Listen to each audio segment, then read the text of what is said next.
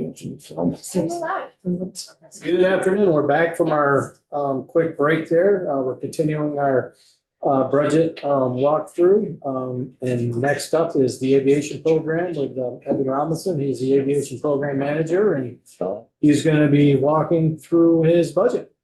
Take it away.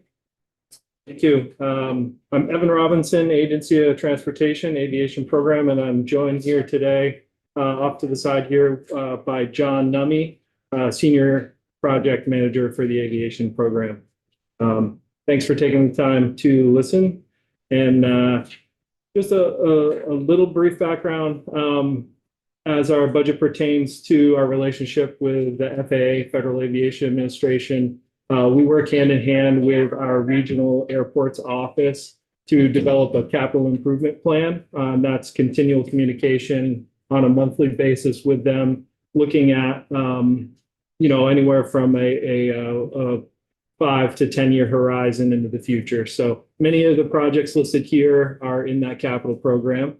And again, just a relationship in prioritizing with the FAA, funded through the Airport Improvement Program. So I'm going to jump right in to our proposed projects, and these will be in alphabetical order as listed in the white book here. And I'm going to start by discussing a project we have slated for Bennington, the W.H. Morris Airport. Good starting point. Yeah. Complaint. 2020, FY 2027. So we've done a stroke of work at Bennington in the last decade, including a runway extension and rehabilitation, as well as a recently completed terminal apron reconstruction we did last summer, new pavements in Bennington. And with that, we're ready to look at what's in store for the next decade in Bennington.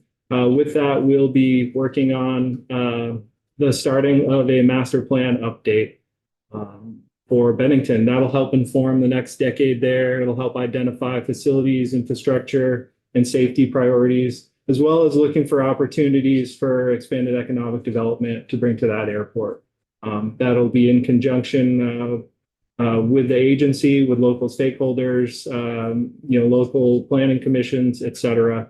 So excited to look for the future there. T-Fund split as with most FAA federally eligible projects, they're at a 95-5 federal state split. So the funding there, you see T-Fund is 5% of the anticipated cost of the project. So just 5,992 T-Fund with a 113,843 federal share, with a total of 119,835 for this upcoming year. Yeah, just a general question. There are no formula funds for the FAA that you get. These are all grants that you write, right? Yeah, no, that's a really great question. I'm sorry I didn't lead off with explaining that a little better. So the FAA funding comes from 3 different sources. We have a state apportionment. There's an apportionment. Yeah, so there is an apportionment. And then we also have a non-primary entitlement, which are essentially formula funds. And then because we're the sponsor of 10 airports, we manage those funds on a system level. So we have a little bit of flexibility with those funds for the whole system itself from year to year. But the lion's share of the federal funding for the bigger projects, for the big construction, the runways, that comes from discretionary funding from the FAA, which are competitive, that we sometimes apply for. But that's also that conversation with the FAA, where they're looking at what's going on in the region, the New England airports region. And so that's why that relationship with them is really important to understand, hey, what year is that big project going to fit within the FAA's budget as well as the state? The state's kind of matched to those bigger projects. So you get some formula funds, some general funds, and those typically you can apply where you need, and some on operations and some basic repairs, and then you have grants for larger projects? Yeah, so not on operations. The operations of the airport comes from the T fund, but for various projects, whether it's a planning grant, a design grant, or actual construction of something, those come from some combination of all of those funding sources from the FAA. It's pretty dynamic, and sometimes there's more than one FAA funding source and multiple grants for one project throughout its life cycle. Thank you. Yeah, did that answer your question? Yes. Yeah, great.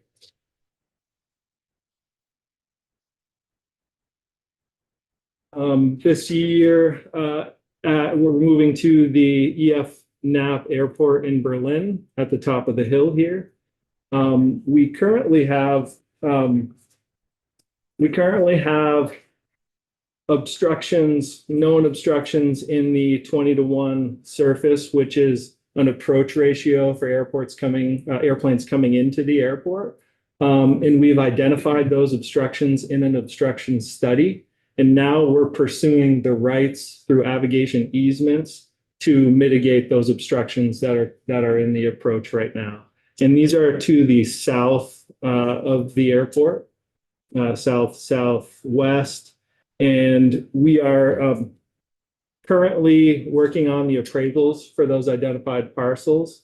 And once the appraisals are complete, we'll begin negotiations with landowners to pursue these avigation easements.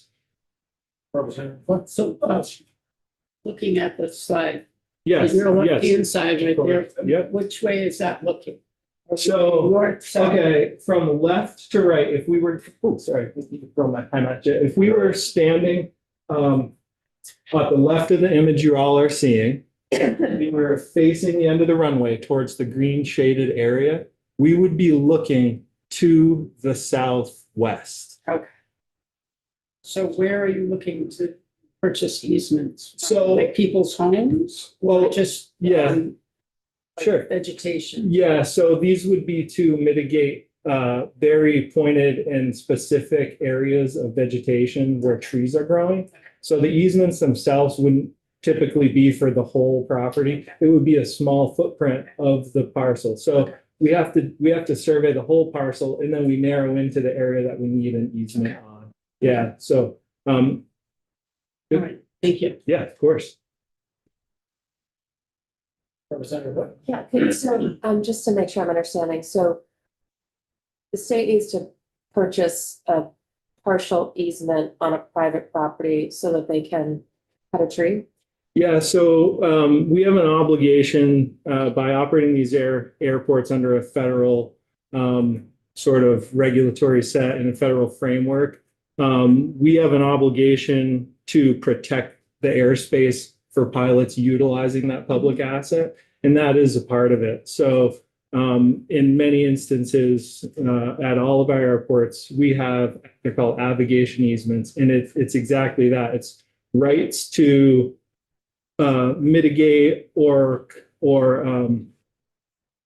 manage the airspace to protect that safe approach path to the airport. And many of those do fall on private home or parcels of property. So these easements are on one end or the other end of the runway? I know you were describing it, but Yeah. I was having a hard time Yeah. orienting myself. Yeah, so in this particular case, it would be for airplanes approaching or departing directly to that specific end of the runway. And there are easements laterally as well that we have. You can kind of picture airspace protection as like the stadium. Yeah. So there's like a stadium that protrudes out from all the airports, and depending on the object or the hazard and the safety priority of that hazard, we may pursue easements at any part of that stadium, Thank you. particularly on the runway ends.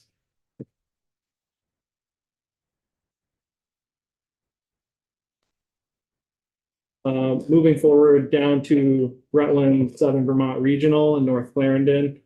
As many of you all know, but I would just like to remind folks, Rutland is home to our only air taxi service. We have Cape Air that runs in and out of there.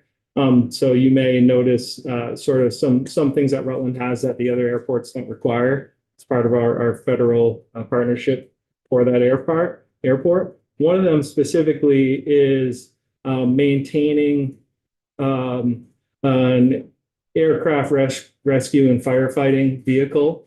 And that's staffed by Rutland City Fire Department.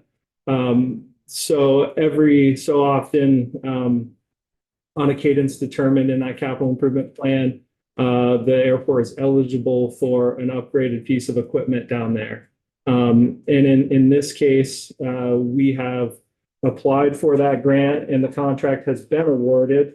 And we're expecting to take delivery of a new ARF truck, duly named, in December of this coming year. Yes, yes. And so that would require the match funds there from the state to support that. And that is a requirement for the daily scheduled air service into Rutland, is for us to maintain that capability. Representative Hughes? Thank you. So just trying to understand how this is set up. I see the prior appropriations, so to speak, are for master plan update for planning and for things like that. When I go down to Rutland Regional, what I see is law enforcement. I mean, that's not necessarily planning or construction, but that's operations. So are the numbers we're seeing here what each airport gets for complete dollars from the state and federal government? Only related to the specific projects that Okay. are here, right? Okay, so that means law enforcement, which is the manning of the TSA. Is that what we're talking about? Yeah, Okay. absolutely. And I can surely get to explaining that. Right. Yep, Okay. absolutely. Thank you. Yep. The next item on our list is oh, was there another question? Yes, Yeah, thank you. so, the Burlington Airport's not under your purview. The Rutland Airport's the only one that has commercial service. Is there any expectation that commercial service out of Rutland might expand to other, like to Boston, something like that? So that it currently is, Rutland runs 3 flights a day to Boston. So it's Boston. it's part of the essential air service, so connecting rural communities to large hub airports. Like some in New York will go to JFK, right, or Albany, but for here, that's been determined kind of the most direct route. It's part of the Cape Air routing to Boston. So you can jump on 3 times a day, hit to Boston, and then head wherever. I was thinking Cape Air, I'd go to Nantucket or Yeah, something. they do have a big presence there. Yeah, that's where they. No, from Rutland, it's just to Boston back and forth. Correct. Yeah. Correct. Three a day. Yeah. Yeah, I just wondered, do they actually land at Logan Airport? Yeah. That's-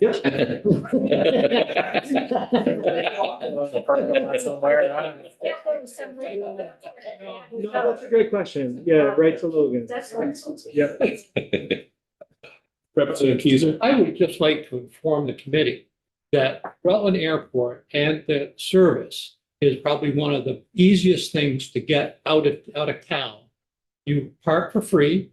It's about 100, pardon me. It's going to be a address to our witness with a long-winded question at the end. And it appears that besides the 3 round trips that we make, is it true that we also have, I know this answer to this question, so I can't ask. What's Give me that, give me for- all you want. That's a floor Do rule. they, Representative Keyser, that's a floor rule. That's not a committee rule. so it's my understanding that they also they store a plane there so that it can always get out in the morning. Most always get out in the morning, and I used to rely on that quite a bit. So is there any hope, or what needs to be done to get more traffic through that airport? The structure of how Cape Air operates and the frequency of their operation into where they operate is negotiated with the FAA and the city of Rutland every approximately 4 years. So I can't speak directly to if there's any future plans or expansion. But at that time, kind of where they would serve and how frequent would be determined in those contract negotiations from any prospective airline wanting to do air taxi at Rutland. The good news is you need like about 4 or 5 alternates. I'm also on the airport committee, so sorry.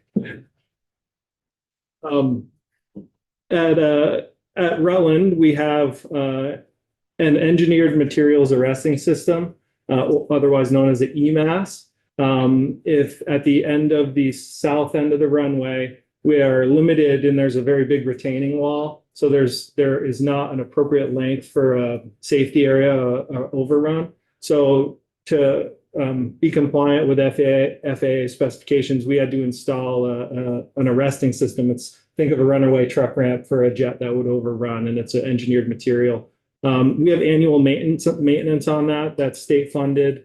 And the only way to retain eligibility in after its service life with the feds to get them to put a new one in is to follow the recommended manufacturer's maintenance of that. So that's the T-fund allocation for that. So, sorry.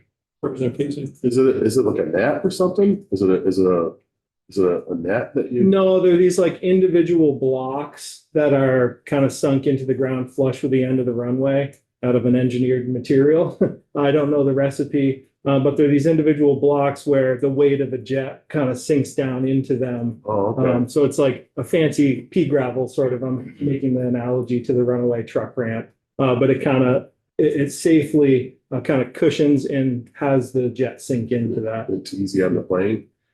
Yeah, so that's I don't know. No, fortunately, but it's designed to stop at varying speeds, and I mean, I think at that point, life safety is the biggest priority to prevent the overrun off the retaining wall. So Unless the you plane own gets the plane, damaged. if you own the plane, you might feel a little differently. Yeah. All right. The upcoming, we also have the large area in front of the terminals, the terminal apron. Think of it as the big airplane parking lot, where after the airplanes exit the runway, they come and park. We have a big rehab upcoming.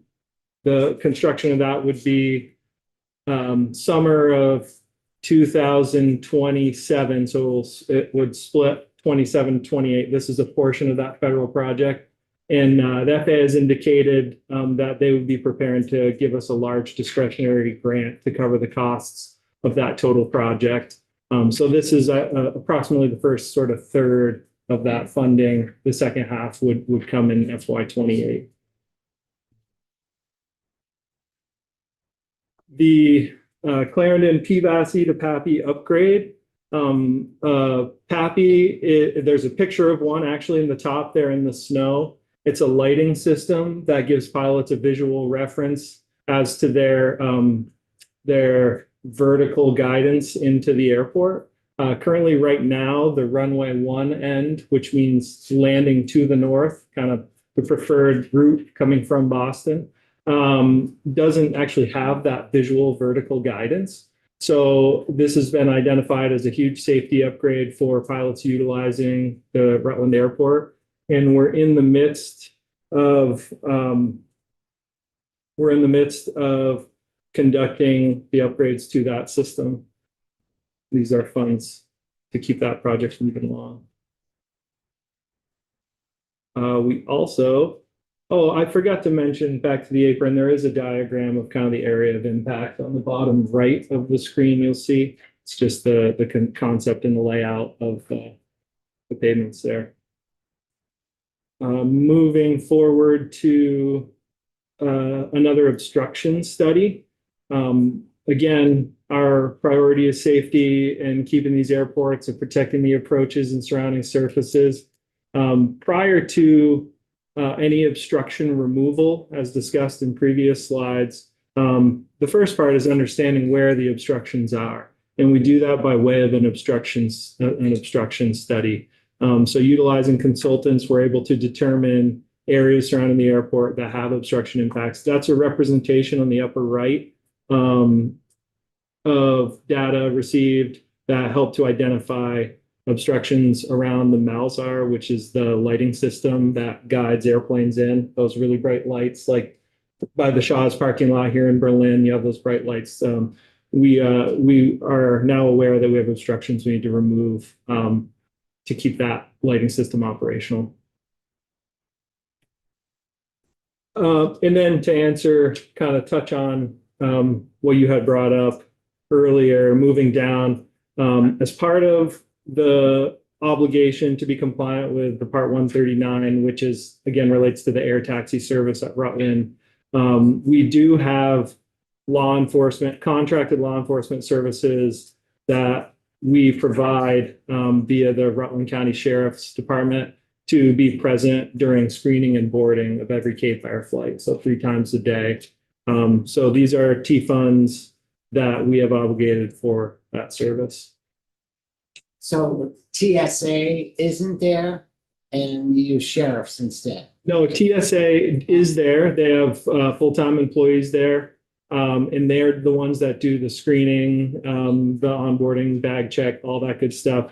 But just for, again, additional security and safety measures, this is, again, part of the federal guidelines on that system is the presence of a law enforcement officer, a badged law enforcement officer, to be able to support TSA in their needs should a conflict arise, right? Yeah.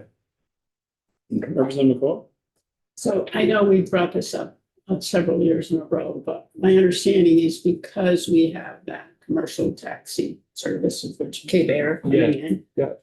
They had to purchase a larger snow removal piece of machinery that does not fit in the current shed that they put it in. It sticks out. And I know it was bid a couple of years ago, but it was more expensive than what we had in the budget. But is it anywhere in the budget now? Yeah, that's a great question. So it's not currently in the budget right now. And just to address some of the points you brought up, it does fit completely inside the current building. It takes a very skilled operator, which we have. Fortunately, we're very thankful for that. So it is safe. Our asset is secure. We can keep it warm. We can work on it, albeit not ideal, I will say. Understanding the future needs of SRE is something we were going to continue to look into. You're right. The costs based on kind of the proposed were very high. That is a conversation we don't have directly addressed in fiscal year 2027, but it certainly, I'll show you, we do talk about it for the future. And we would ideally like to see a scenario there in which we could accommodate that equipment better in the future. Okay. Yeah. Thank you. All right. Moving forward, we have Northeast Kingdom International in Coventry.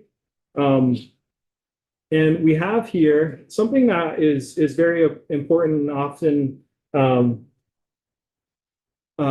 very often we hear from pilots the importance of establishing and maintaining our instrument approaches. And that means an instrument approach is for a pilot trying to get into an airport safely during inclement weather with low visibility. They would fly under an instrument flight plan. So what we have existing, and ideally because weather conditions vary, you have an instrument approach to ideally both ends of the runway. And currently at Northeast Kingdom International, we only have one right now. And what happens is when an airplane comes in, they have to do a circle to land, which means they come out, they ideally pop out of the clouds, and then they circle around and come back. Now, what having a second instrument approach would do would allow for better safety margins on those approaches. It would allow folks to get in and out of the airport on a more predictable cadence. They would have more options. And this was just for context, the agency had applied through the FAA Flight Procedures Group. That's the group in the federal government that establishes these as part of the runway extension back in the mid 20 teens, I think 15 or 16. And then at the end of that, we had a request in to develop an instrument flight procedure for runway 18, which is back to the south, kind of from the Canadian border heading south. And that sat in the federal queue for over 5 years, just about 6. And then last spring, we finally received an email that said due to capacity issues, they weren't going to be able to support us with that request. And aside from like very high priority procedure development, they're referring airport sponsors, which is who we are, to utilize approved third-party contractors to develop the flight procedures.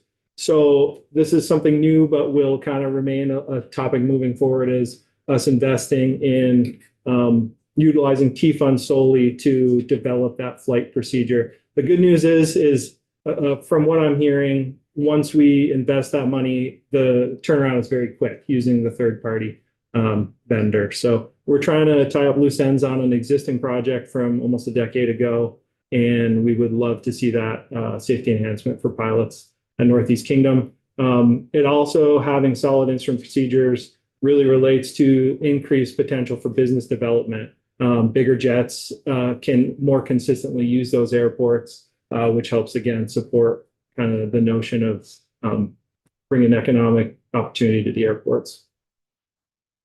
Representative White? Yeah, just on the subject of economic development, which does a bigger jet pay when they land at Coventry, for example? Yeah, so it varies. I don't have that exact number, but the landing of a jet is, I'll have to rewind a little bit. At our airports, we have, most of them, we have what's called a fixed base operator. That's a business on the airport that represents, they accommodate and they handle those jets. And so we contract for their service through a lease agreement. And then in that lease agreement, the FBO has the operating rights to administer landing fees. It's kind of part of a revenue strategy for that business to operate on the airport. So the agency doesn't directly administer or handle those landing fees associated with the jets at the airport, but that's a service that is contracted to that FBO to do that. And does the agency get a cut of the revenue that an FBO would bring in? No, not relating to landing fees. No. And I did a little bit of just poking around to try to understand what and this was a while ago, but it seems like there's a cost per 1,000 pounds. And so it didn't seem like it's just looking at, oh, we have all these airports and it's got, planes coming in, maybe that's a revenue opportunity. Didn't look like there's a lot of money to be made in that, but just was kind of curious. Curious as. Well, just, yeah. okay, so it sounds like, so any revenue that comes into an FBO stays with them. And right now we've got 10 airports run by AOT. And how many of them have FBOs? I may have to double check, but I think 5 established FBOs at this point. Yeah, and certainly looking to, bring FBO services, to the other airports as well. Yeah. Thank you. Okay. So just to expand on that, so 5 of them you think have FBOs. Does the state pay them any money, or is the deal, hey, you can come in, you can sell your fuel, you can, service planes, get the funds for that, whatever they decide to charge. So does the state pay for the No. No, So that's the sort of deal. You come in, you run the airport basically, and you get the fees from the planes that land. well, the running of the airport, the maintenance of the airport, and the kind of the policy administration, that stays within the agency. The FBO, I would think of as sort of the public facing interface for pilots visiting the area.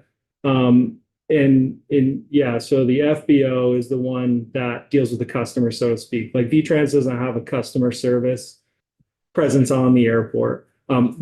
Don't let that, we have friendly faces and we interact with the public all the time, but we don't kind of set that fee schedule or any of those rates. And the FBOs pay us in their lease agreement, they pay us. So there is revenue coming through the state, right? Thanks. You guys did a great job. You built a new terminal up there, $2 million. Great job there. I toured it a few weeks ago. You know what they really need up there? About 100 yards from there is their mechanics area. They need a washroom. Who do we talk to? Oh, a washroom in the, A washroom Oh. slash bathroom off the mechanics area. Oh, in This this, time of year, in the. they gotta go 100 yards to get facilities. Oh, in the state-owned hangar, you mean there? Yep. Yeah. I mean, that's something that we're always certainly open to entertaining and based on, funding and availability and priority. That's certainly something we could, take a look into. Absolutely. I mean, I talk frequently with the FBO, but that one in particular hasn't been brought up with me. But as always, we remain open to discussing. So I heard that manager to push his angle on that, or if he's, Yeah, certainly. I mean, the water line's right next to it. You could probably do the whole thing for 25. Yeah, I mean, we absolutely could look into that. Again, owning 10 airports in over 40 buildings, we certainly have a lot to consider with priority, but I'm always willing to talk about it and Terminal's great understand. though. You did a great job there. Yeah, thank you. Yeah, I think the pilots there really like it. But absolutely, I would fully encourage just that person bringing that up with my group and talk about it. Okay, I'll tell him. Thanks. Ian, where would I find that 80,000? I just don't see the line item. Oh, sorry about that. It would be Coventry, AVFY. So as you come down here, it's about the 8th line down, Coventry, AVFY 27, runway 18 instrument approach. Was it in the top list, but not in the breakout list? Yeah, I just don't see it. Oh. Oh, yeah, sorry, this one is not in the breakout list. Is that like, where in the hell is that money? Sorry. All right. Put the top part. Oh. Barrett, I guess that answers that. All right, moving forward here.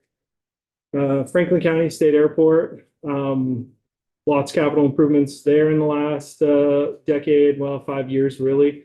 And we do have another large scale project that we're working on the design of right now currently. And that's to complete the perimeter fence at the Franklin County Airport. This will offer users of the airport increased security and safety enhancement by fencing in the airport. We have well-known issues with deer up at the airport there. And this is going to mitigate that risk significantly with a wildlife spec fence to complete that. Is this one we were at last year? Yep. Yeah. Yep, it is. Remember. Yep. What are we going to do this year?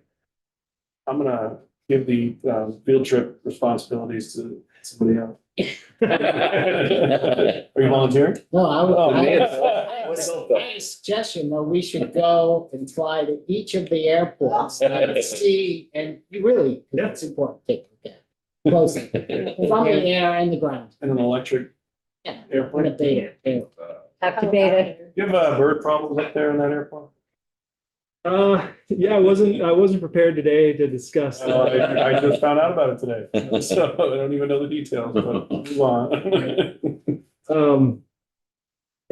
So this project will be going to advertisement in March of this year. The construction will be next construction season, 27, 28. This is a portion of this project as well, so we split over 27.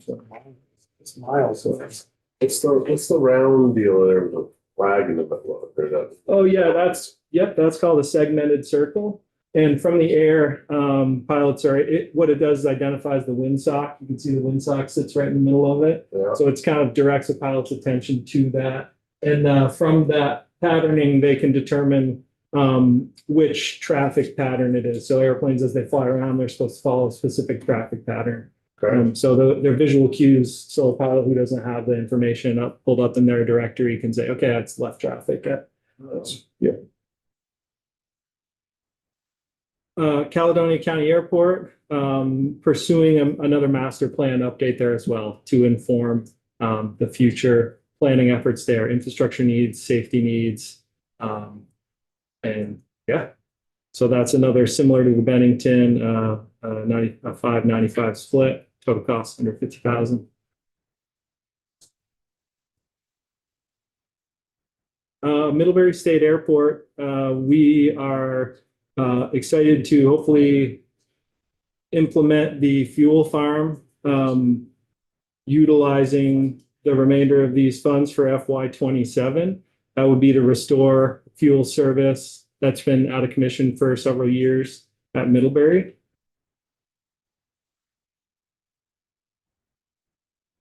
And moving down,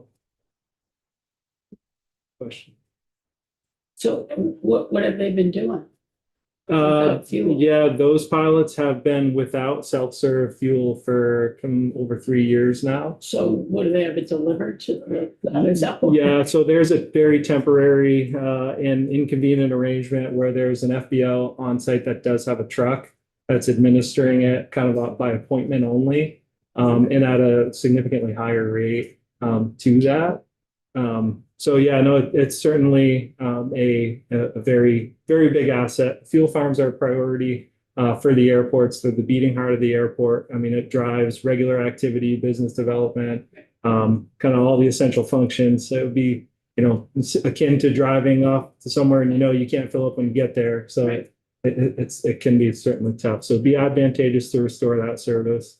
Question for you? Back to Caledonia, a couple of years ago, there was discussion of, I think, Beta Technologies partnering and there was some maybe language that we had to have in the bill for that. What's the status on that? Yeah, no, that's very relevant. The status is that we're still in communication and negotiation with the FAA on that potential sale to a private, not Beta directly, but a different entity. I don't have an update beyond that. There is still regular discussion on it, but at this time, we're moving forward with our planning efforts as if, as if we will retain it into the future. And yeah, and that's well needed at Caledonia in upcoming years. Middlebury Terminal. This is something, Middlebury Airport is the only airport in Vermont that, well, aside from Island Pond, sorry, Island Pond is my favorite. I just need to say that. But it is the only public use airport that the state owns in Vermont that does not have a terminal building. So there's no public space for a pilot to arrive and transition from air to ground. And this is a really important upgrade for the community, thinking about these airports as community access points. We want to make it safe and easy for folks to arrive here. So we're actually after a competitive grant. We've just submitted an application for FAA funding to have a terminal at Middlebury. And this would model very closely the terminal we just constructed up in Coventry. And the funds here, should we be successful for this grant, this is the first portion of that. The construction, be fast-paced, would occur in summer of 2027, again over 27 and 28. And we're very hopeful for a successful award for that competitive grant. In Vermont's the only state that has not had an American Terminal Program grant awarded out of the whole country. So we hope the FAA notices that. And yes. What's Fairhaven? That Fairhaven's got an airport, but it's not. Yeah, that's privately owned. That's a privately owned, and I don't think it's established as a public use, but yeah, there's pretty rough. across, yeah, there. Wood chucks and stuff out there. Yeah. I don't remember the number, Representative Casey, but we, a couple of years back, received some testimony on the amount of actual landing strips and privately owned and whatnot. And there is a document out there that outlines I don't remember how many hundreds of them there are. But there is a documentation out there and some info on just how many fields that are privately owned that are used by aircraft. It was quite interesting. Yeah. Moving along, instrument approach and PAPI, again for Middlebury. Middlebury is our only state airport that has no established instrument flight procedure. So I won't reiterate, but again, the importance of that is a huge safety enhancement for the airport. And then PAPI, which is that vertical guidance, that visual vertical guidance for pilots coming in. Again, we're just starting conversations. There's many steps involved with, but these are kind of planning for those two additions at Middlebury. Construction this coming year, we have a grant in hand and a contract awarded for a 1,000-foot parallel taxiway extension at Morrisville Stowe State Airport. This is a huge safety enhancement, keeps aircraft off of the runway for back taxiing, gives them another exit off the runway, as well as this was identified as a safety priority from the FAA. And we were, so we're moving forward with the construction of that this coming summer. Moving on down to, we have the South Burlington, Patrick Leahy Burlington International Airport. $500,000 is a legislative pass-through through AOT Aviation to support the match for Burlington's federal capital improvement projects. I'm gonna guess that's probably not the total match that they have for some of their projects. Correct. It's a portion of. Yep, exactly. Springfield Hartness. Again, pursuing navigation easements on either end of the runway on the 5 different properties, I believe, to mitigate obstructions that are associated and we need to do before we gear up for a really large scale runway full depth reconstruction, which will occur the summer of 2029. So we have to protect the airspace first, then they'll give us the large discretionary funding to redo the runway there. Hartness is the second largest runway in Vermont, just behind Burlington. It's, I think, 5,500 feet. And we have a significant amount of jet traffic, particularly related to right across the road, we have the industrial park. And there, folks certainly use that runway to access and to do business in the industrial park. So we're after the easements. We are in the midst of surveying, then we can go to appraisals and then property acquisition. Final design for the runway 523 reconstruction, funding to support that development throughout this coming year as well. That's the next line item. And as mentioned prior, we have a significant need to upgrade the existing fuel service infrastructure at our airports. And we have, Springfield has one, along with others that are their underground storage tanks that are beyond their useful life.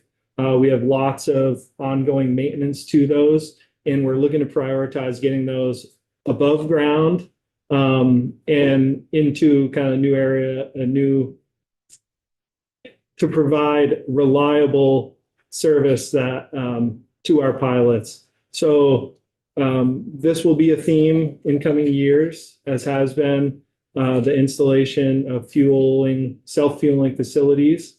And at this time, we're planning to do half of the project in fiscal year 27. And then again, the second half of the funding, we would request in fiscal year 28 as well.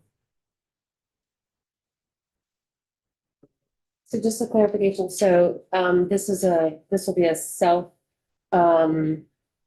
automated fuel farm, so you don't need an FBO to do that. I can just land my plane, go over and fill up my. Yeah, yes.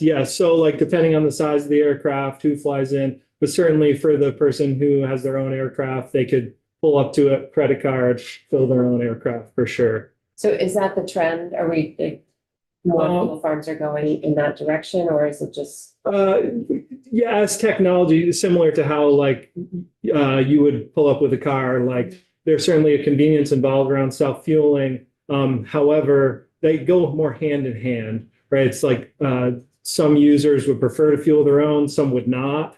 Depends on comfort level, depends on type of aircraft, type of fuel. There's a lot of nuance to it, but absolutely more people would certainly use it for that fuel if it was self and they didn't because if it's after hours, they know they can come. It's reliable. It's a huge safety feature for the pilot saying, oh boy, I better stop and get gas. If they know they can just get it, that's a huge advantage for use of the airport. And how many of our airports have those right now, self-fueling? Yeah, so self-fueling, some quick math, we have 7 that have self-fueling currently. 2 are out of service, Middlebury and Caledonia, and then Island Pond doesn't have any fuel available. An interesting topic. So in Rutland, we have commercial service.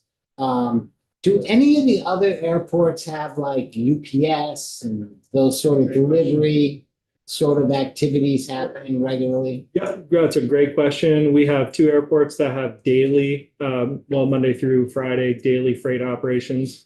EF at Berlin has a Ameriflight, which is contracted UPS, and same with Rutland. So they both have daily freight operations. So a lot of the packages folks in the region from those hubs certainly have had their packages arrive at our airports. All right, getting into some statewide line items. We have a facilities budget of $300,000, which is our the cost of the utilities and basic operating costs for our over 40 buildings that are on each of these airports.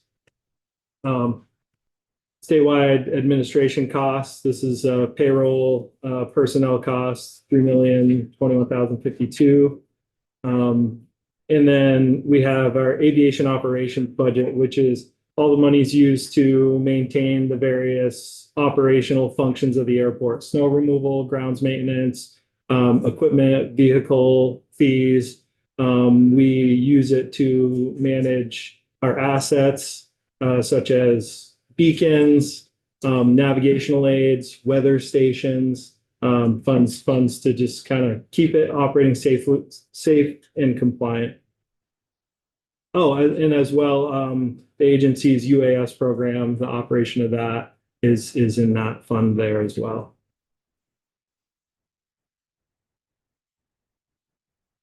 Statewide, the Civil Air Patrol grant, $60,000 annually. We contract with Civil Air Patrol to meet AOT's statutory obligation to conduct aeronautical emergency-related response and search and rescue. So Civil Air Patrol has a presence on many Vermont airports, and should the need arise, they're able to provide the statutory obligation again to conduct search and rescue or response to a downed aircraft, et cetera. As mentioned earlier regarding some of the aviation easements, we have aviation has that obligation to maintain those approaches. And as we take on projects, the feds will pay for it once through their capital improvement plans, but then it's our responsibility to maintain those.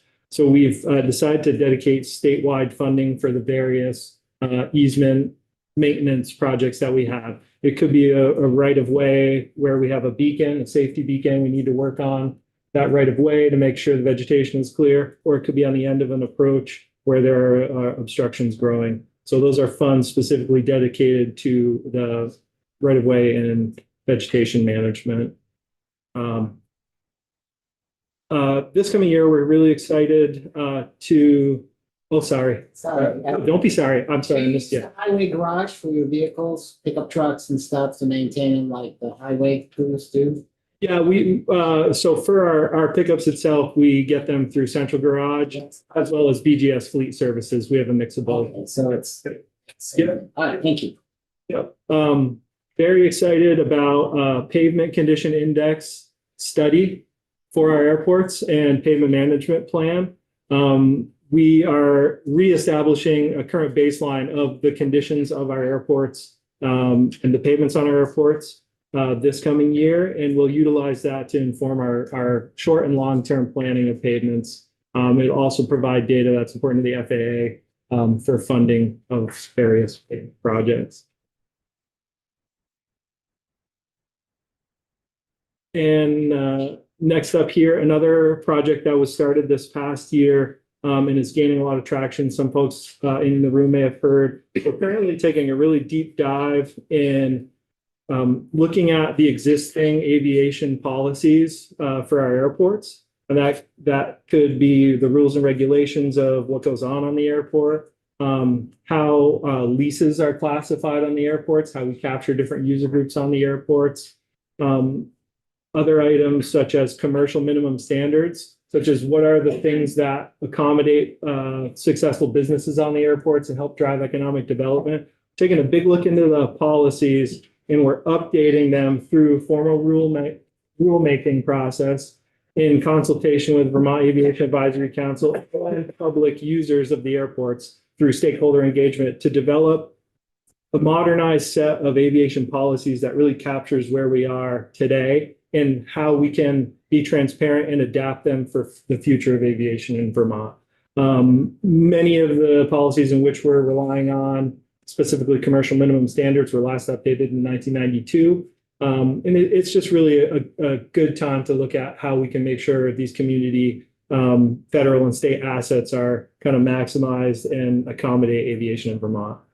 This is work done with consultants that we work through on a weekly session, and we anticipate that project to wrap up at the end of FY27, hopefully sooner. Representative Burke. Yeah, would this time say the economic impact of the airports? No, this wouldn't be a direct economic impact study of the airports, no.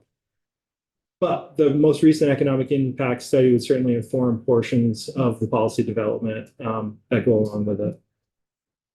And last but not least, we have 3 years of pavement maintenance. This is an annual pavement maintenance. There are federal projects.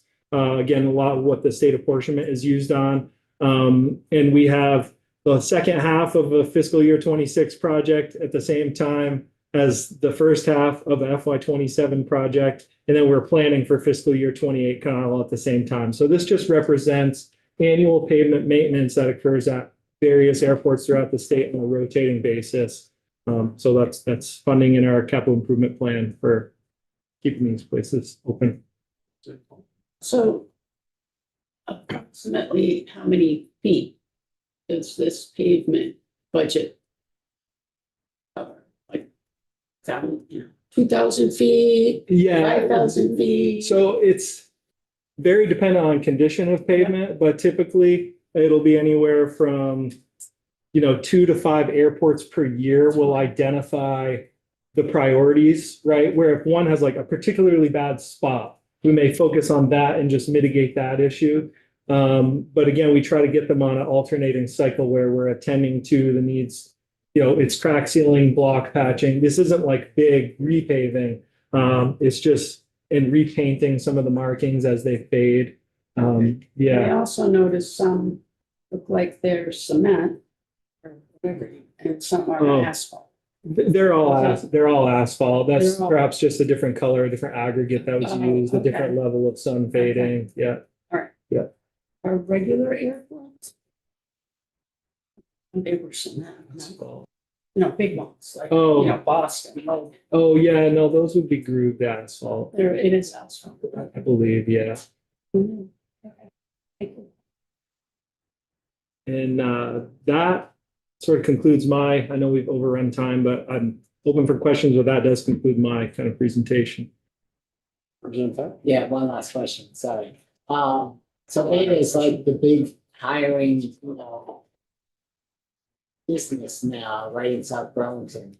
My understanding, do they have some chargers and different things at some of these airports? Yeah, we have one currently installed at Rutland, Southern Vermont Regional. And that's part of kind of looking forward for aviation in Vermont as we do these master plans, is looking at opportunities to make a more robust EV charging infrastructure to support kind of the electrification of the aviation fleet.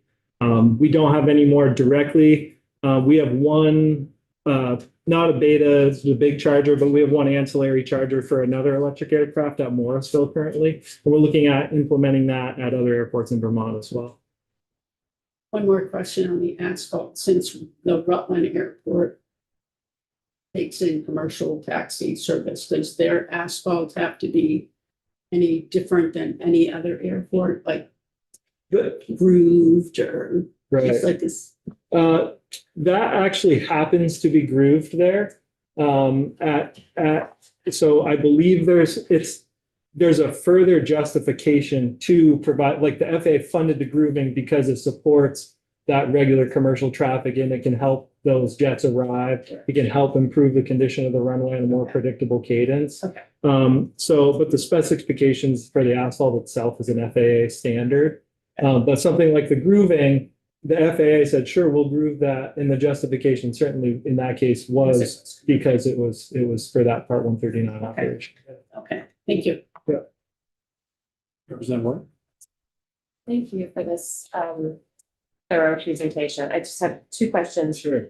One, okay, I'm looking at your total budget is $12.9 million. Yeah. Can you remind us what it was for 2026? Yeah, I have that number. Yikes. Or you can send it to us. Yeah, I will send that to Okay. you. Yeah, I'm And sorry. I then don't one have other it. question, Yeah. yeah. I just throw that in there. It's 13.4. Yeah. And last year it's a 3.3% decrease for this year. Percentage. 3.3% drop from 13.4 to 12.98, 13 basically.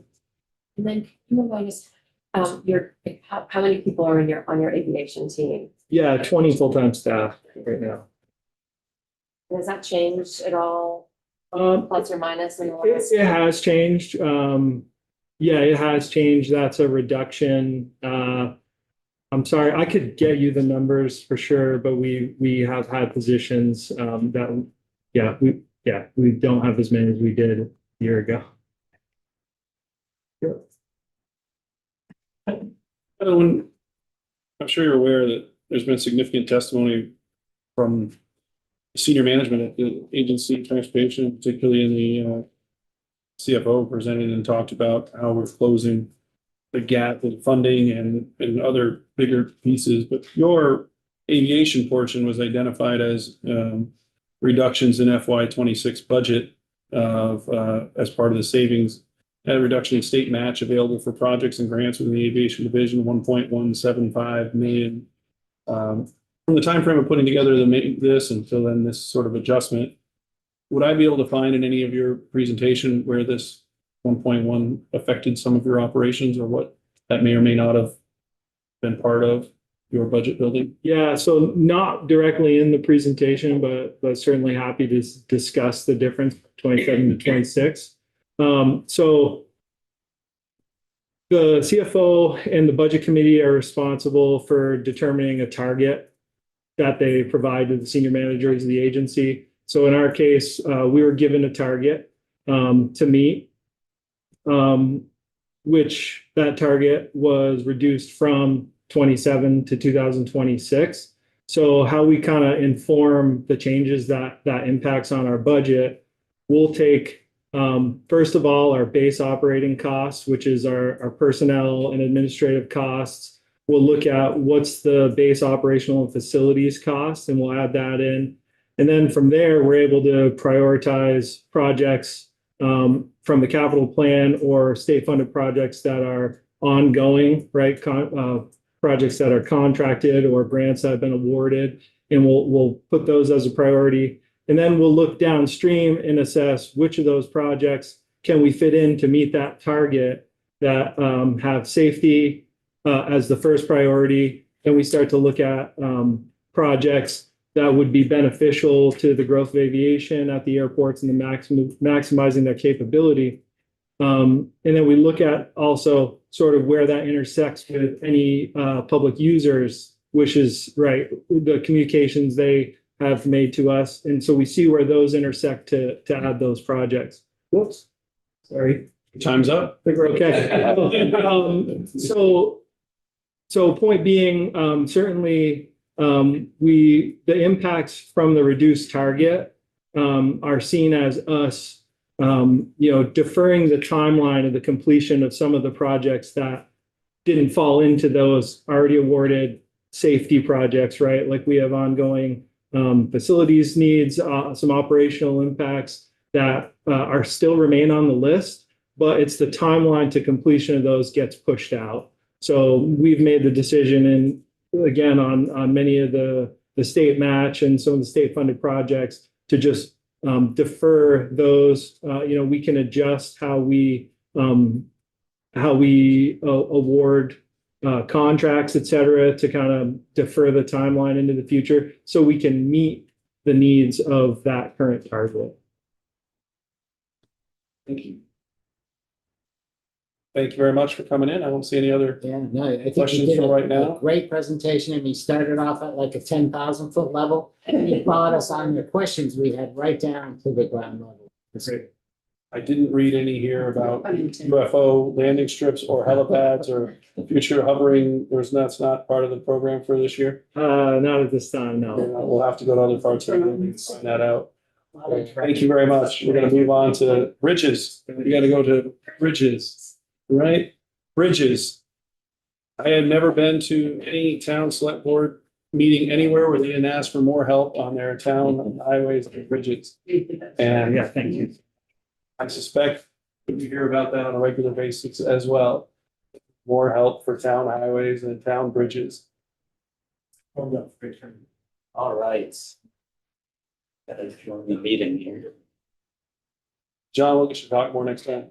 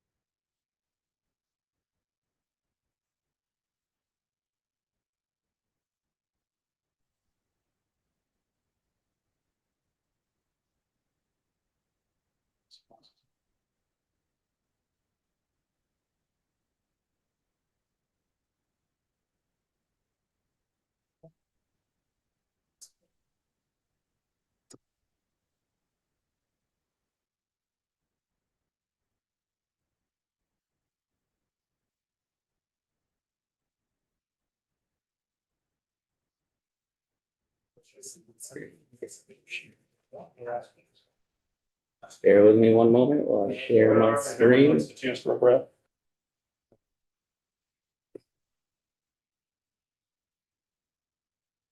It's amazing.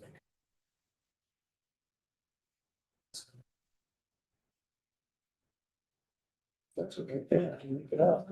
Right?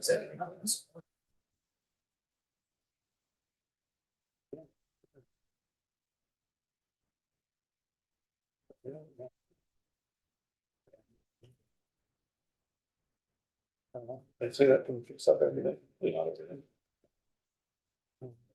Maybe I'm trying to find that here and like it's yours. Yeah. And next two nights. All right, not tonight. That's not true. That's after yours all the time. Yeah, usually.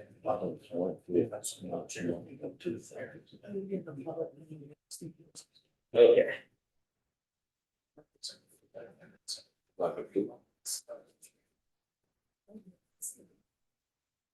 Not seeing the link to share. Oh, here we go. Okay.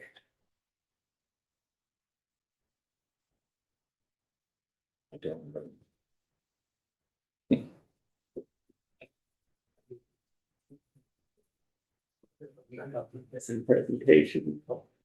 And then we will get going.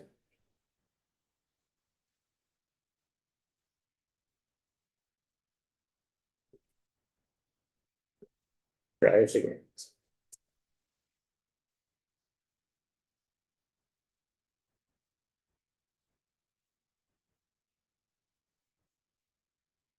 That's right. Oh, technically.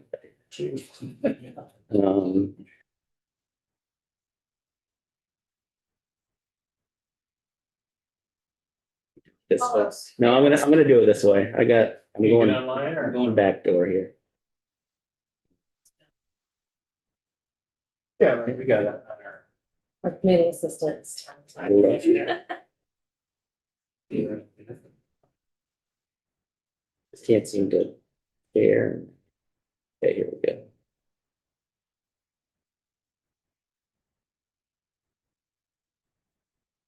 And, yeah. Yeah. Oh, yeah. Presentation mode. I prefer a break so I can get this all set up for you guys. So not waiting for me.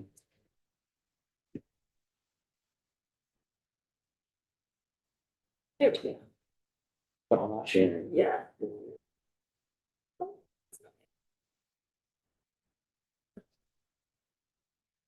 Perfect. There we go. Now, could be good. Facing out all the town. It's good. All right.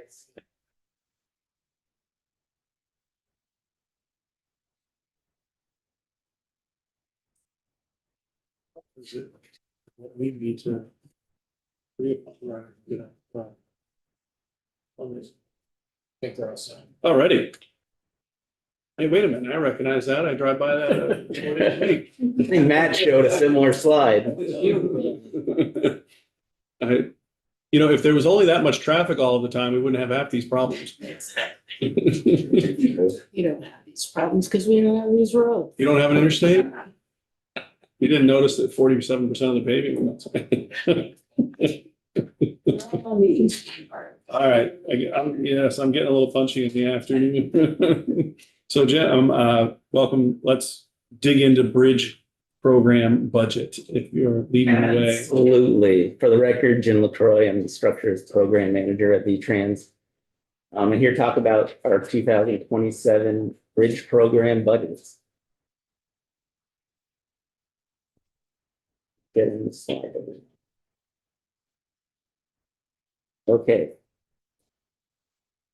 Okay, we're going to talk about the overall budget, just big picture, and then we'll dive into the three programs, which are the Interstate Bridge Program, the State Highway Bridge Program, and the Town Highway Bridge Program. And then I want to talk a little bit about bridge maintenance because I think it's a critical aspect of what we do in the structures section. Across all the programs, we have $166.5 million. There's 160 projects funded in the program. 35 of them are emergency projects from the 23 and 24 flood events. And 92 projects are funded for construction. So we've been busy. The spending is up $5.3 million from FY 2026. So we'll dive right into the interstate program. That's tab 5B in your white book. And in that program, there are $51.3 million. That's up $5.7 million from FY 26. There are 33 projects funded for design and construction, 21 for construction, and there's 9 bridge maintenance projects. That is included in those projects that are funded for construction. Just a little bit of history about where the interstate funding has been.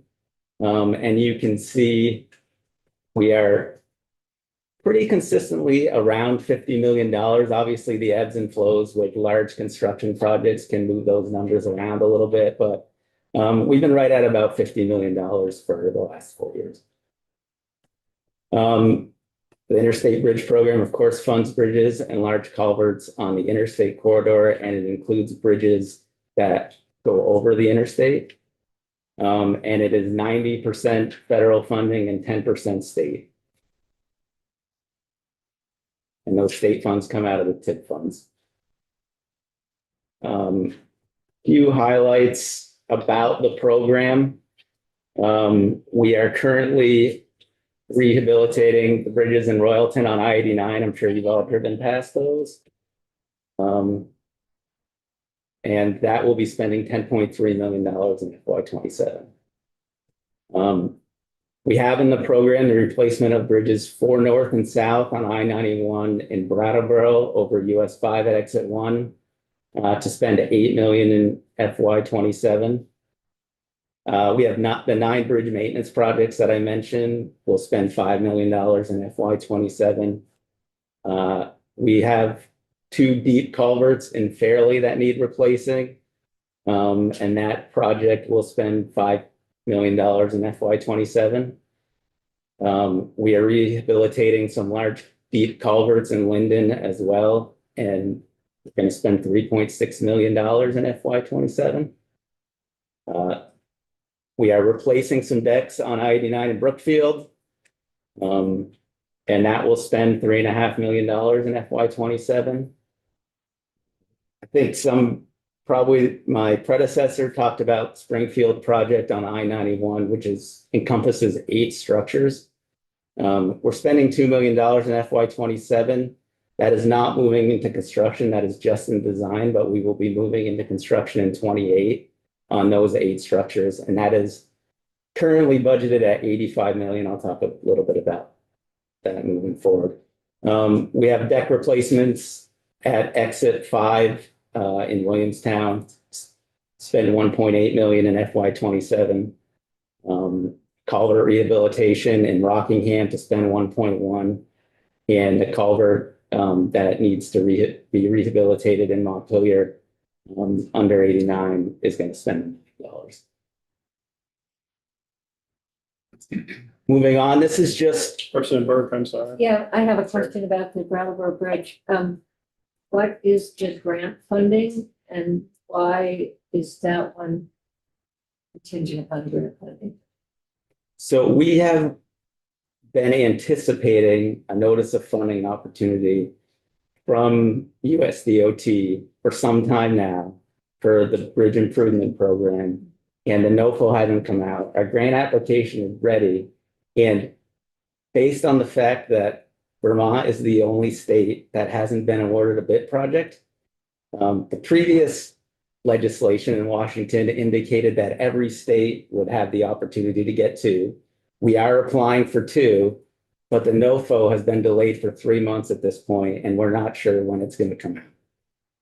So we were hoping, I'll talk about Springfield a little more in a minute in the 10G reports, but we were hoping to apply for a grant that did qualify and meet all of the expectations of that bridge improvement program for both Brattleboro and Springfield to get additional federal money. And again, because of what's going on in Washington, it's been delayed. I don't know if you spoke with Costa yet. He's more familiar with what's going on. He anticipates the NOFOs to come out. So we're waiting for our opportunity to apply for those. And we really feel like we have a great chance of being successful just because we haven't been awarded yet. Was that funding part of the infrastructure investment? It was part of IIJA, correct? Right. Well, hope for the best. Yes, absolutely.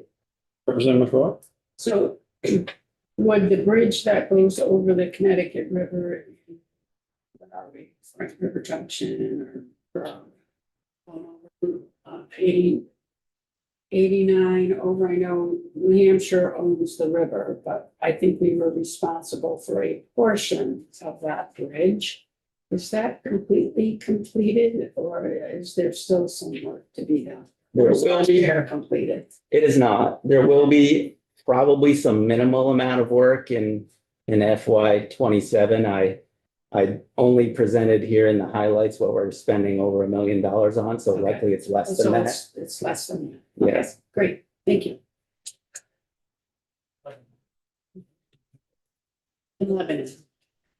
And this slide just indicates where we are with our interstate bridge performance right now and where we anticipate being given sort of level funding into the future. And the state has issued a performance goal of 6%. So that's our target. We don't want to have a percent pour above 6%. And you can see that between 2020 up to 2024, we were down around 4%. We had a little jump in 2025 because there's new bridge inspection protocols that Federal Highway came forward with, and it sort of caused us to adjust where we were rating bridges. So that's what that big spike is. But really, we're right around 5 to 7% at the current funding levels that we have, and we think we can stay there. I asked him. In the inventory, This is interstate bridges. Correct. So, you have this goal of less than 6%. What's the total, 6% of 2,000, 1,000, So 100, what are we talking? It's How many? way more complicated than that because every bridge that gets rated, it has a square footage assigned to it. That square footage is then put into doing the math of, so the percent poor is actually the square footage of deck area of a bridge that is considered in poor condition. And it doesn't matter why. It doesn't have to be the deck that's in poor condition. It can be the foundations. It can be the substructures. It can be a lot of different things. But it's based on the square footage. And I don't have those numbers for you exactly So today. it's not a matter of saying we know that we have these 12 bridges that are the ones that are causing the poor condition rating, or you know exactly which ones were. That is correct. I mean, It's some we combination. do have a number of bridges that are in poor condition on the interstate, and I'm happy to share that with this committee. I just don't have them here right Well, I don't know that I want to make the public scared to death of those particular. I think the secretary said this in his presentation, that poor does not mean unsafe. So, But I'm just trying to get a handle on how many 6% might be out of how many thousands bridges. Okay. And so a follow-up, so one bridge could have a portion poor and some of the deck poor and the rest of it good? Or once a bridge has some square footage that's bad, or, is it bridge is good, is poor or good? Or is it half and half based on this? right, so the way the rating system works is if one part of the bridge of the metrics that we look at is poor, the entire bridge is rated as poor, regardless. Yes. Jennifer Fitch, for the record, Agency of Transportation. So the reason why we do square footage is because it normalizes the data, right? So we know we have a lot of bridges on the town system, but those bridges have a small deck area compared to the large deck areas that you see on interstates. So we use square footage so that we can normalize the data and compare apples to apples. Because if we were just gonna say we have X amount of town bridges and X amount of interstate bridges, that's not really telling the full story. If that's helpful. I can see why you would do that. I was looking at it from the perspective of you're coming up from in effect, it looks like, we've kind of had this strategy of coming up from 91, because that was the oldest build, and we're working way up 91 and we're coming up 89 is sort of what I've gathered over the last X number of years. And that, we may have to skip up to a couple that are a little bit faster in need than some of the others. And I don't know, especially since they're on their interstate, there's, I guess, less of them, way less than there are of the town highway. Right, but they're much larger in deck area. And so we know both the number of bridges and what number are poor, and we also know percentage poor by deck area. So we have both data sets.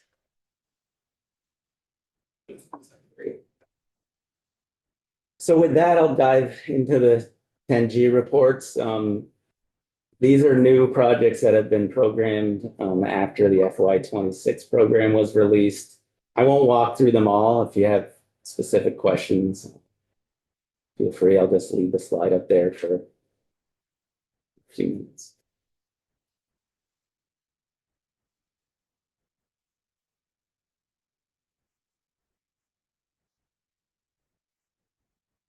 An interstate bridge isn't just you driving on the interstate, it's a bridge that crosses over the top of it. That's correct. And that Colchester, About that much per se. right? The Colchester Bridge over Blakely Road, or Blakely Road over I-89 is an example of that. Want to throw an interstate exchange there while you're at it? You're in Connecticut, there would be one. Quarter mile. Okay. Moving on, this next report compiles projects that have increased by more than 8 million or by more than 75% compared to the 26 estimate. So you'll see 3 bridge maintenance projects on here. Bridge maintenance, they're relatively small projects.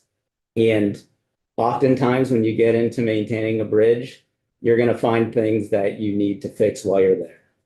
And so it will be a common thing for bridge maintenance projects to probably pop up on this list. The other project on this list that I want to discuss is the Springfield project. it's going to be one of the largest projects the agency has ever done in a single contract.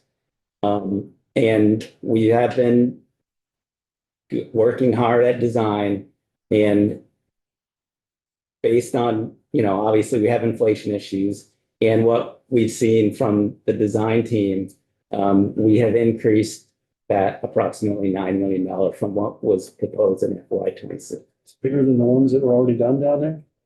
Representative. Is this in the Springfield area on I-91? And there's 8 bridges in this Springfield area on I-91.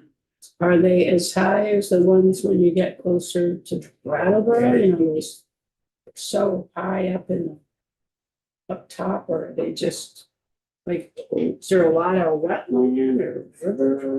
What's going on there? They have 8 bridges. Seems like a lot. Yeah, I mean, there's obviously the bridges at the interchange. And then actually of the 8 bridges, 2 of those we're disinvesting in. We're gonna relocate a rail trail onto Route 5. And put a path that follows the roadway. And so those won't be in the system anymore. They won't be in a state asset, but we won't have to maintain them. So, and those are in poor condition. And then there's 2 other bridges that cross waterways that obviously you need a bridge when you're crossing the river. So. What river are we crossing? That's a great question. Not the Connecticut. I mean, No, it's because not. if it's in Connecticut, That's New Hampshire. Right. So what's the Green River name? It's Thompson, it's Thompson. Probably Black River way down there, I guess. Black River is one crosses the Black River, The Green. Williams River. and the Williams. I think those are the 2. Yeah. Is that a bird? Yeah, I was just gonna say that some of these bridges might be bridges that go over the highway, is that right? So the only one is the one at the interchange Uh-huh. goes over Route 5. And we are permanently reconfiguring the interchange in Springfield, similar to what we did in Colchester. As part of the project. And how far out is that date? 27, 28, We will- 29, 30? We plan on starting construction in 28, but it will span 4 fiscal years to complete the project. Well, they got used to that down there from that other huge bridge project. Wow. We're good, I think. Great news, we don't have any projects that have increased by more than $10 million over the preliminary plan phase. And completed projects on the interstate, Route 2 over I-89 in Michigan. No longer funded for construction. And just some examples of the work we've been doing. You can see that the northbound bridge in Royalton is now open to traffic. It looked pretty bad before we got to it.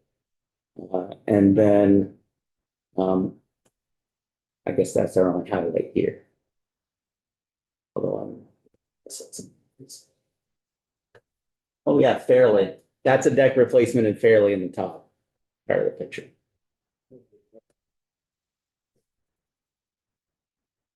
Okay. Do the state highway bridge program, if there's no more questions on the interstate. This one. Yeah, you sure? I mean, Picture. iconic structure, obviously. It's beautiful. I just wanted to give a brief update about where we were. We are going to resume construction in the spring. We expect to have both lanes of traffic open by August and the sidewalks. Hopefully sooner. I'm giving you a conservative estimate right now because, again, construction work, weather, there's always contingencies out there, but we definitely anticipate having it open for fall foliage season completely. So, and some of the features, I mean, to widen a structure that is as old as that one is a pretty impressive engineering feat. And we are the sidewalks have gone from 3.5 feet wide to 6 feet wide there. You can see the safety rail in the photo. A great safety improvement for that structure for obvious reasons. Remember? Yeah, so this is a whole new bridge, It's a whole new deck. a whole new deck. And it is, we did a lot of work to the structural steel underneath. You can see the arch there. And so a lot of work was required because there was significant damage, and part of some of the delays in construction had to do with the amazing amount of additional work that we ran into when we got into rehabbing the structure. Yeah, Tim and I were in the committee when we took a field trip down there before the safety fence was up. And there was a lot of advocacy. 2016, I was just looking at my pictures. There's a lot of advocacy around getting that safety fence up, and finally it happened. So are you just gonna be able to reuse that? Reuse. Are you gonna be able to reuse that safety fence? Or are you? Oh, it's permanent. Oh, it's permanent. I Yeah. see. So the bridge It's will permanent part of the project. Yeah. widen that.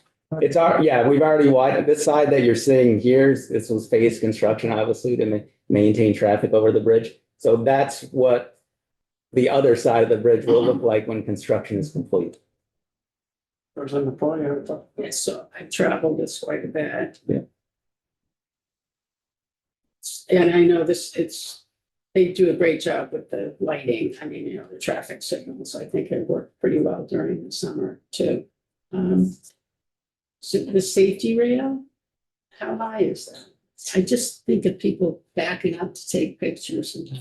Oh, no, it's over 8 feet tall. No, this one, Oh. the one to the left. Oh, the traffic rail. The traffic rail, The not the traffic- safety one, I think. It's curved. So you can see it's up on a curve Safety. there, and Yeah, it's 3'6", I would okay.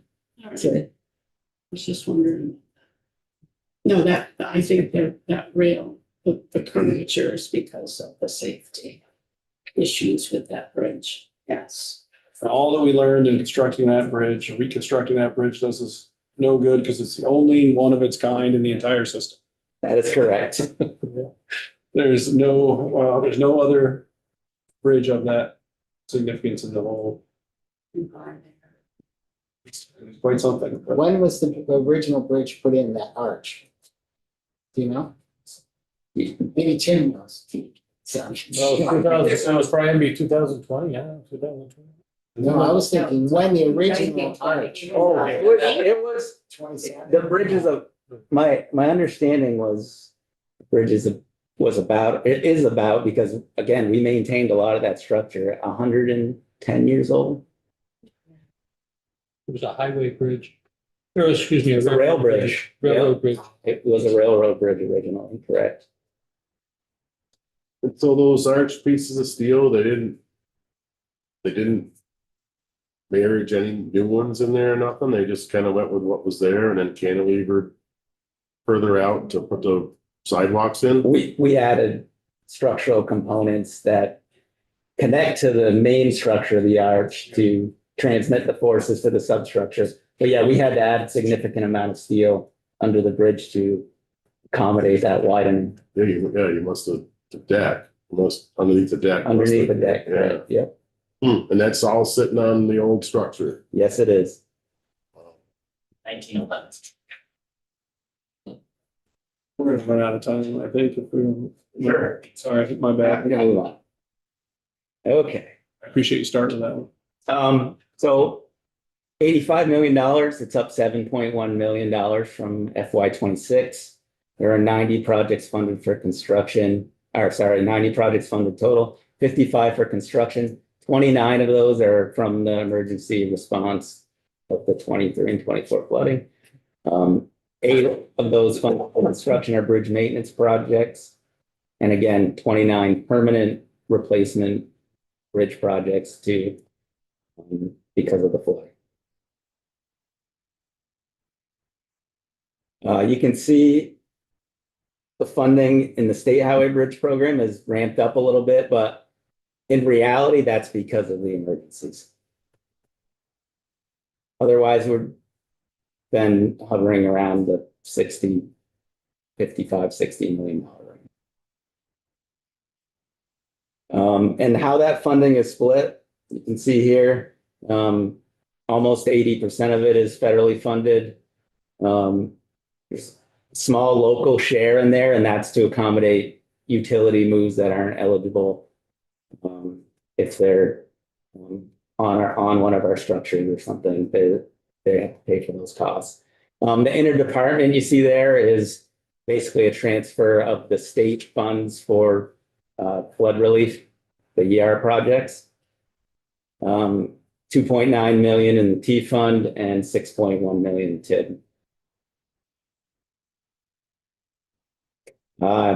Listed some highlights there. I'd be happy to take any questions. I would just say that all of the bridges that were proposed under the governor's plan for funding are in the state highway bridge program. And the additional money would go there. It's the bridges in Sunderland and then the bottom 5 projects.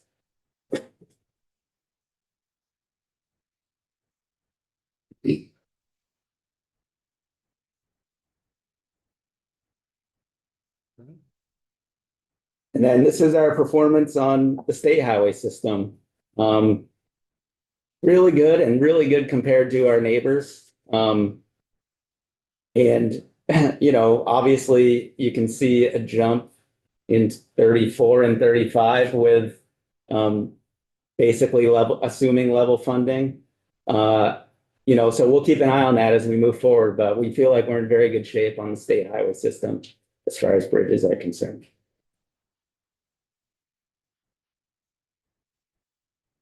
Moving on to the 10G reports. We've added some new projects. The 2 Rochester projects were discovered during the inspection of the culverts on Vermont 73, and they are funded technically under the emergent needs line item. And it's a relatively new find, so. There's enough for me to go home tonight, right? Absolutely. All right. We're keeping an eye on it. All right, I'll take a gander at them and I'll go real fast. Sorry, hurry up and get the other side.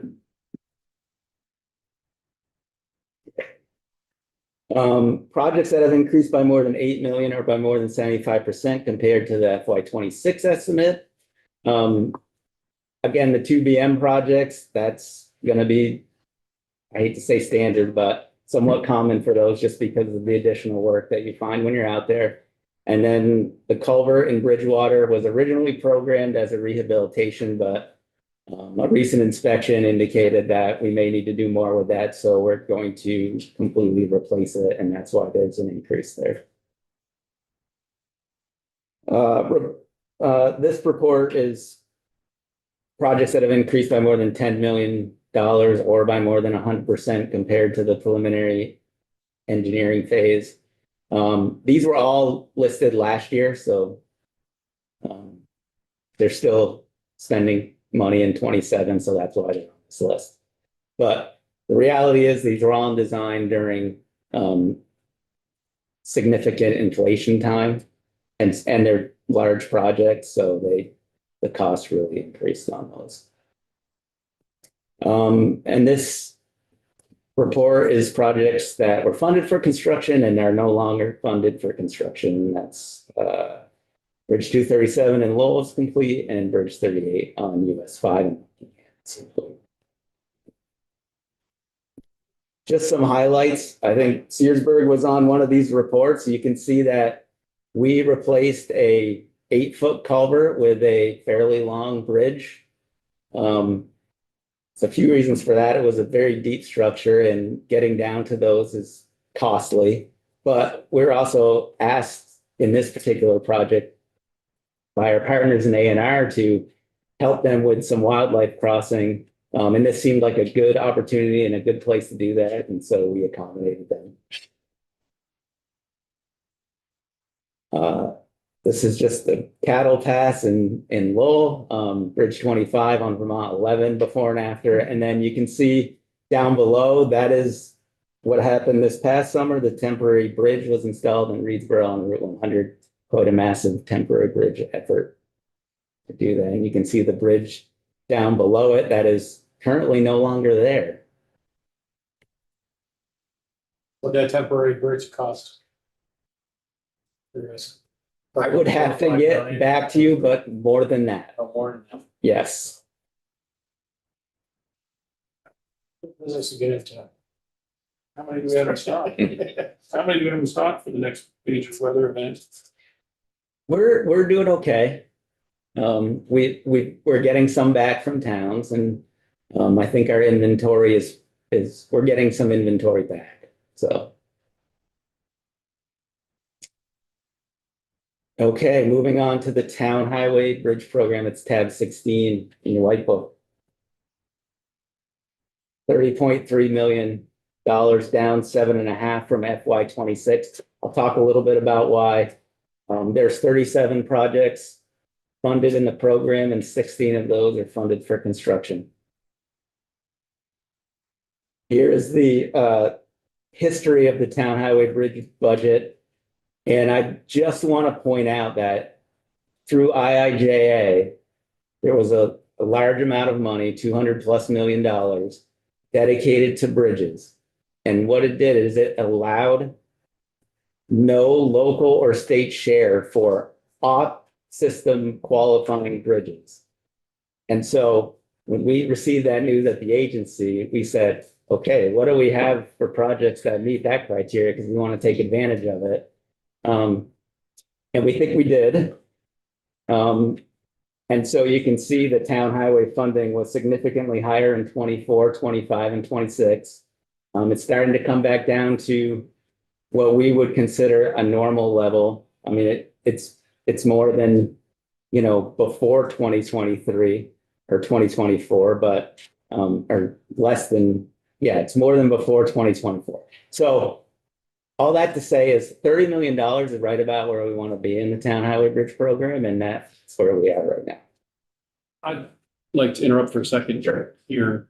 This particular piece is something that this graph, something we really need to make sure that we understand in the committee about how this came about, how these activities, and if need be, digging into even more which bridges it did result in. Because what's happening now is that the drop between 26 and 27 as these funds have been spent, we're going back towards where we were before. And what it looks like to our constituents and to our town highway and our select boards, it looks like we're retreating from a state investment in town highway bridges. And that is not entirely, that is not I don't know exactly what the right terms I should use, but that's not really what is happening here. What happened is there was a huge opportunity and it was funded and a lot of work was done. That money is running out. There are other factors involved, and I think we as a committee need to continue to dig into it. But when the Vermont League of Cities and Towns puts out in their weekly report that we're pulling back $7 million from town highway bridges, I guess on the really simplest terms, that's true. But this is what's really happening is that these bridges and this funding is running out from the feds, and we did kick in our state share, and I could probably get it wrong, and you can help clarify it for anybody. Jim, that I don't get it right, but I really want to make sure members understand this because the VLCT really hit on this week's report that total proposed town highway program aid is down by over $7 million from fiscal 26. It's entirely in this program. And that isn't that the state went out and said, and maybe you could hit on this again. The state didn't go out and say, we're going to cut $7 million in town highway programs. We spent way more than we historically have and took advantage of this program. And I'm all for the VLCT's advocacy of solving our transportation fund spending problems, but we as a committee have not tried to see anything that would go backwards in town highway aid, and this makes it look like we have. And I really am emphasizing this for the committee, and maybe everybody else already understands this. Yeah, it was a massive federal incentive to do what we did, and that's why we did it. And we hope that the next transportation bill will allow similar funding. I mean, we would be more than happy to ramp this up again if that was the case. And Ranking Member Pouch will take you through the next extra amount, and Vice Chair, I'll be back right after a quick meeting, so we'll keep going on the bridges, and I appreciate the chance to highlight that particular issue. Thank you, Chair. I'll be right back. Sorry. Any more questions on the? And not to diminish what the chair said, but these dollars are never adjusted for inflation, right, across the years. So Correct. that's an important piece to keep in mind. Mhm. Absolutely. And if I could just clarify that, so you were saying that the IIJA funds started to kick in, we're starting to see that in 2023? So, is that, Well, we had some work to do internally to get those projects that qualified for that off-system money ready to go to construction. But yeah, that's when you really started to see the ramp up. And I think there were certain things that they had to be like, they were like class two, bridges on class two roads. There was, I think that this is That's the correct. It's influx class- too, that you had to find Yes. bridges that were, you know, Qualified. qualified on a class two road, not on a class one. There was specific framework around Correct. that money. Specific to class two, class Yes. three town highways that weren't on an FAS road. Correct.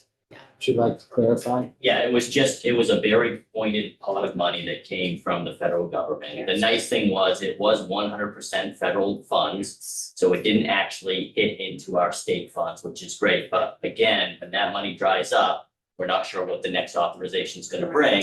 If it doesn't bring that money, we're back to finding state funds to match the amount of money that we get for town highway bridges. So we are sort of heading back to what was, historic levels. And I mean, it was a wonderful bucket of money because Pulteney's Bridge over the East Pulteney Gorge was 100% paid by this money, which would have because now we're in the next bridge. We have 7 bridges in town, so it's crazy. We're on to our next bridge then. But it was a godsend really to get that. Yeah. And simply because it was within that grant, we could get that money. So And I'll just add, even when towns get on the program and can get one of these bridges, the match from the town is a significant, can be a significant amount. Okay, thanks. Okay, so how it's funded in the town highway bridge program is a little more complex than the other programs. But essentially, the town's share changes based on the project type and laws put in place under Act 153 if they choose to close the road during construction. So a full bridge replacement is funded locally at 10% and by the state at 10%. A full bridge replacement with a road closure is only funded at 5% for the town and 15% state. And then if it's a rehabilitation, that share is also reduced. So where we landed in 2027 is about $24.5 million of federal funds, $1.5 million of local funds, $2.6 million in TID funds, and then a small amount in the T fund.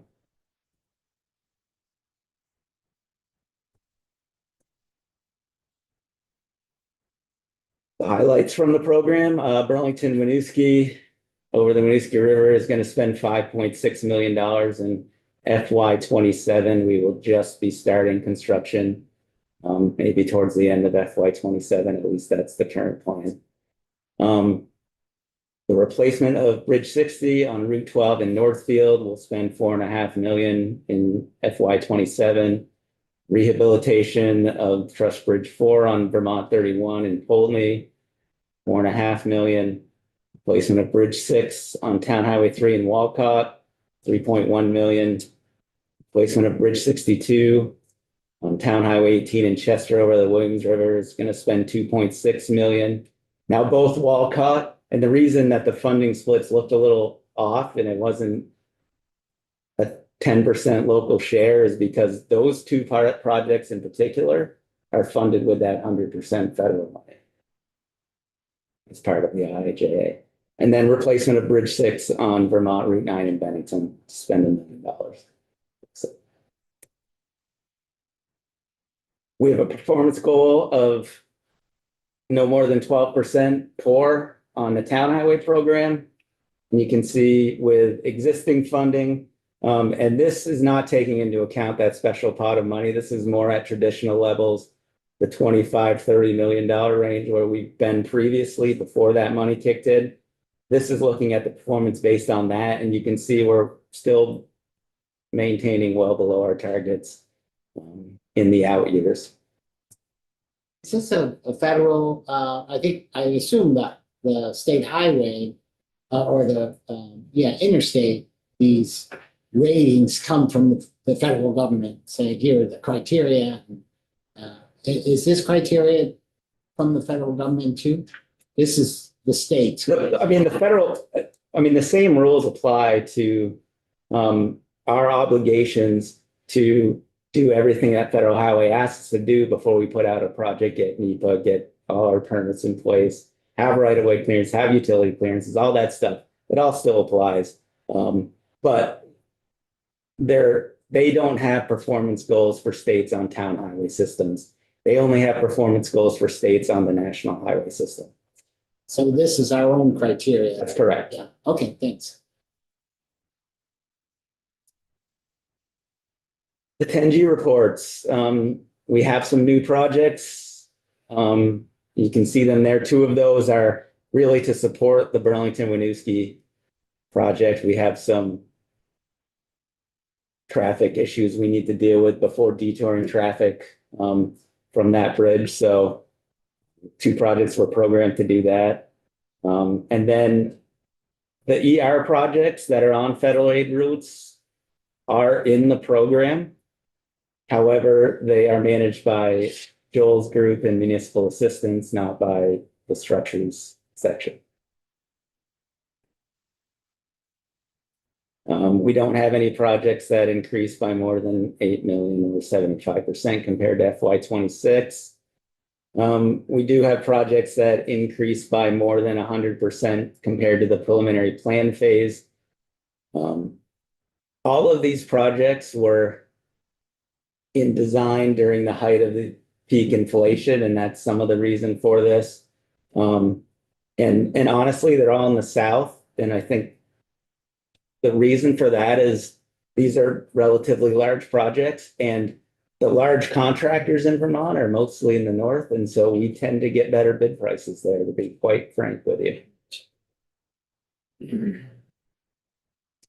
And then projects that were funded for construction but are complete: Brattleboro, Hinsdale, Grafton, and Hartford.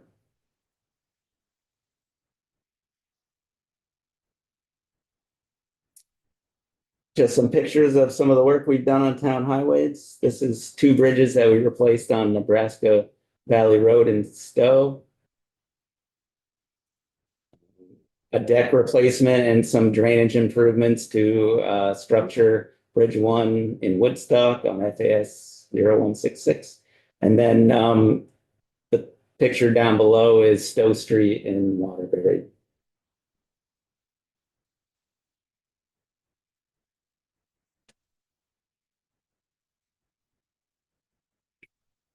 So I'm assuming that all these new structures that we're putting up had hydrological studies based on new inputs. So the hydraulics group is managed by me in the structures program, and we do intense hydraulic modeling for every bridge replacement and even honestly rehabilitation that we do to see if there's something we need to do related to scour, like undermining of a bridge abutment or something like that. So yeah, we have a hydraulics. My second question is, how many bridges do we have left from 1927 flood? I really would like to know that. 4,320. We can get that to Please, you. thank you. Absolutely. I asked for it last year. Damn it, I'm We gonna will get get it. it. We will get it for you. Peachy. That's right. And then I just want to touch on what we're doing in bridge maintenance, because it's very critical to extend the service life of our bridges. And if we didn't do this type of work, we would have a lot more bridges going into that poor category. And so you can see these are in each program, but We're spending about $5 million on interstate bridge maintenance and $7.5 million on state bridge maintenance in FY 27. And there's a list of all the projects that we're doing. I won't go through that, but just to highlight some of the work that is done with this money. You can see in Cabot there where we installed some weirs downstream and really improved the hydraulic characteristics of that structure. You can see how terrible that exterior fascia part of the bridge near the bridge rail looks. All the concrete's deteriorated, so we may go in and replace the fascia on a structure. I hate to say that photo up in the top left is. Yes, the previous photo, Yes. what was that little red thing? It looked like it's on something. Generator. Yeah, it's generated. A generator Yeah. for? People run water? schools and stuff, Yeah. For what? so people can run their equipment. Oh, okay. While the bridge is being built, Right. okay.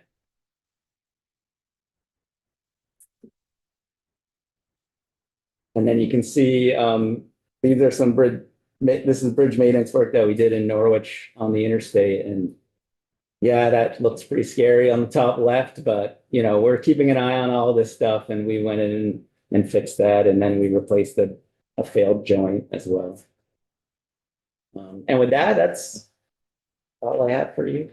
Are there any more questions or items we had questions for? How many 1927 bridges are there? That- Don't count the Richmond one that's expanded and redone. Okay, The Jim, ones that have sidewalks on. We have all of that, and we can get you any information you I want. bet you can. Thank you very much. I think we're all set.